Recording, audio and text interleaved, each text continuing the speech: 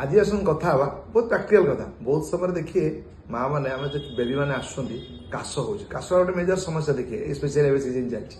काश सिरप देकर सांगे सांगे माँ मैंने पानी दे दूसरी इट इज बेटर कौन से काश सिरप आप दौरान